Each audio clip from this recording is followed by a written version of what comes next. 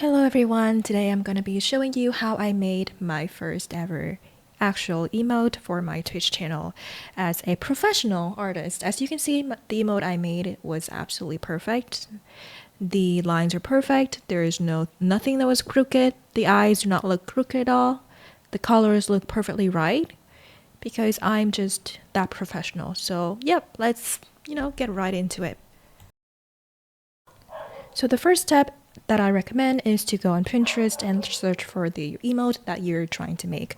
Whether it's a hello waving hand emote or a heart holding emote or any type of emote that you want, preferably you should have that on your second monitor or maybe just a phone.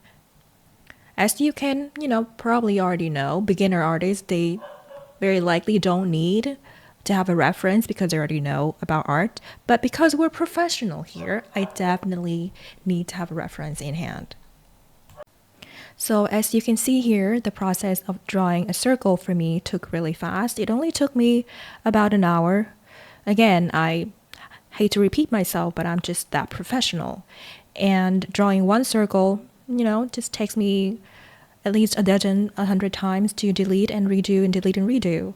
So the next step is to draw the hand. This process alone definitely should take, around another hour or two. Once the process is done, I went ahead and drew the outlines of the clothes of my character and the guidelines for the eyes, the nose, the mouth, and the hair, all that stuff. Now for our main part, I contemplated for about 20 minutes to consider what kind of color I want for the outline of my emote, and after serious considerations, I decided on black. It took me another 30 to 45 minutes to finish drawing the outlines of my emote, and the lines that I drew were definitely not shaky at all. So our next step is to color our emote finally. So as a professional artist, what I usually do is I go to the reference emote that I like for the color palette, and I would just copy the colors of that and use it on my character. As you already know, the eyes are definitely the window to our soul. So for the next part, I'm going to focus on describing how I drew the eyes of the character. First of all, I drew the pupil and then I drew the outline. It's not really the outline, it's just a dark shade of the eye with the darkest color of the eye. And then I color the iris, and I divide the eye into 3 sections and I color them accordingly with 3 shades of blue: the darker shade, the medium shade, and the lightest shade. At this point, my chat was telling me how this emote is starting to look like a crazy girl or yandere, but I definitely do not agree with that. I think they just have the different kind of intellectual as I do, and they just don't understand art.